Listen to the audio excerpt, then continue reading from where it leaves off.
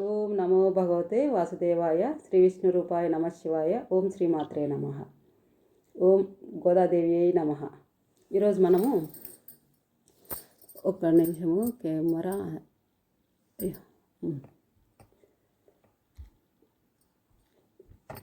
పాసురం. ఈరోజు మనము తిరుప్పావైలో 4వ పాసురాన్ని మనము వినబోతున్నాము. ఈ పాసురం నీ స్క్రీన్ తీసేవా?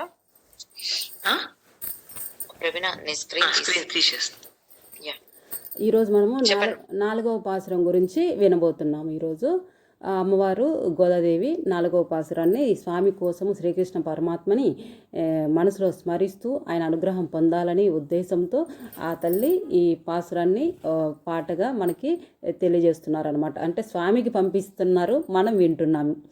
అలిమలై కన్నాహ ఒందు నీ కైకరవేల్ అలియుల్ పుక్కు మగందు కొడార్ తేని ఊలి முதல்வ நருவம் போல் மெய் கரத்து பாலி யந்தோலுடை பர்ரநாபன் கையில் ஆள் போல் மின்னி வலம்புரி போல் நிந்ததிர் நுந்து தாளாதே சார்கம் முதைத்த சரமலை போல் வாழ உலகினில் பெய்திடாய் நாள்களும் மார்கலி நீராட் నూగిల్ నెందో రెంబావాయ్. దీనికి భావము మనము తెలుసుకుందాం.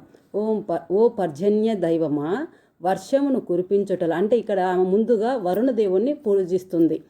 పర్జన్య దైవం అంటే వరుణదేవుణ్ణి అడుగుతుంది. వర్షమును కురిపించుటలో లోభత్వమును అంటే లోభాన్ని అంటే ఇద్దామా వద్దా, వీళ్ళకి తక్కువ ఇవ్వాలి వీళ్ళకి ఎక్కువ ఇవ్వాలి అనే ఆలోచన లేకుండా లోభత్వముని చూపించకుండా ఇవ్వమని అడుగుతుంది.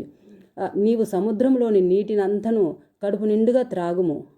అంటే కడుపులో సముద్రంలో ఉన్న నీళ్లు తీసుకున్నాక సూర్యదేవుడు ఏం చేస్తాడు, సముద్రంలో ఉన్న నీళ్ళన్నిటినీ ఆవిరి రూపంలో తన యొక్క వేడి ద్వారా ఆవిరి రూపంలో పంపిస్తాయి. మేఘాలు తీసుకొని ఆ విధంగా మళ్ళీ మేఘాలు వర్షించడం జరుగుతుంది. ఆ విధంగా ఆమె చెప్తుంది, సముద్రంలో నీళ్ళన్నిటినీ త్రాగుము. అటు పిదప నీవు పైకెగసి మేఘాల రూపంలోకి వెళ్ళిపోయి సృష్టికంతకు కారణభూతుడైన ఆ శ్రీమన్నారాయణ శరీరపు రంగు వలె నీ శరీరమునకును ఆ నలుపు రంగును అద్దుకొను. అంటే మేఘాలు నల్లగా అవుతాయి కదా, అది చూడండి ఎంత చక్కగా చెప్తుందో. అంటే ఈ మేఘాలన్నీ వెళ్ళి శ్రీకృష్ణ పరమాత్మ దగ్గరికి వెళ్ళి శ్రీమన్నారాయణ దగ్గరికి వెళ్ళి ఆయన శరీర రూపం ఏదైతే ఉందో ఆ రూపాన్ని తీసుకొని ఆ నలుపు రంగును అద్దుకొనుము. స్వామి కుడి చేతి యందున్న సుదర్శన చక్రం వలె మెరియుము. అంటే మెరుములు వస్తాయి కదా, మనకు ఉరుములు మెరుపులు వస్తాయి కదా వర్షం పడ్డప్పుడు, ఆ విధంగా సుదర్శన చక్రం ఏ విధంగా అయితే మెరుస్తుందో అలా మెరియుము. ఎడమ చేతిలోని పాంచజన్య శంఖం వలె గంభీరంగా గర్జించుము. ఉరుములు మెరుపులు వచ్చినప్పుడు మనకు పెద్ద శబ్దాలు వినపడతాయి కదా, అంటే ఆయన చేతిలో ఉన్నటువంటి పాంచజన్యం ఏదైతే శంకు ఊదుతాడు కదా ఆ పాంచజన్యం లాగా గర్జించుము. అది శంఖం ఊదినప్పుడు బాగా గట్టిగా ఊదుతారు కదా, శివాలయంలో అయితే భలే ఊదుతారు శంఖము, అలా శంకులాగా గర్జించుము. స్వామి సారంగమను ధనస్సు నుండి వెడలే అవిరల శరాలు వర్షధారాలను కురిపించుము. స్వామి యొక్క కోదండపాణి ఉంది కదా, శ్రీరామచంద్రమూర్తి యొక్క వెనక స్వామికి ఆ యొక్క బాణాలన్నీ ఉంటాయి.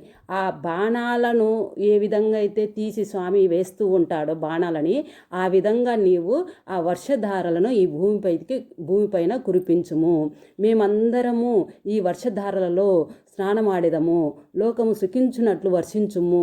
మా వ్రతము నిరాటంకంగా చేసుకొనుటకై ఇక ఏమాత్రము ఆలసింపక వెంటనే వర్షింపుము స్వామి అని చెప్పి ఆమె వరుణదేవుణ్ణి ఈరోజు ఈ పాసురంలో వరుణదేవుణ్ణి పూజిస్తూ అడిగిందనమాట.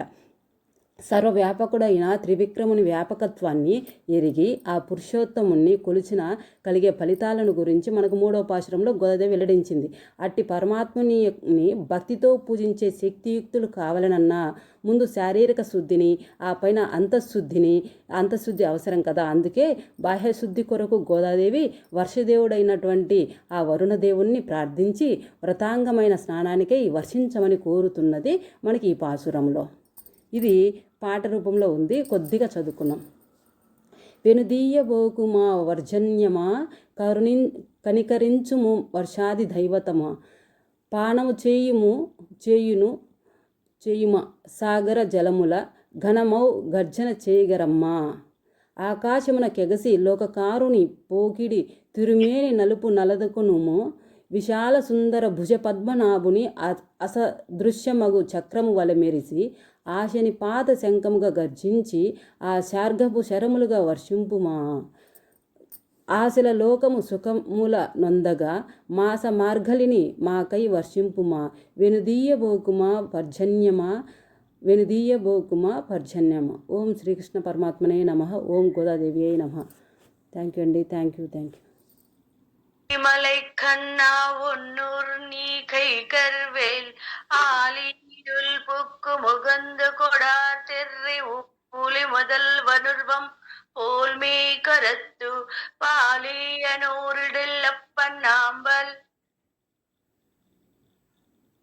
கையில் ஆலி போலும் மின்வலம்புர் போல் நிந்து திறந்து தாலே திசாஜகம் உத்தைத்த சரமலை போல் வாழ் உலகினில் பெய்திடாய் நாஸ்குலம் மார்கழி நீராட் மாகிலிந்தலோரெம்பவாய். హరే కృష్ణ.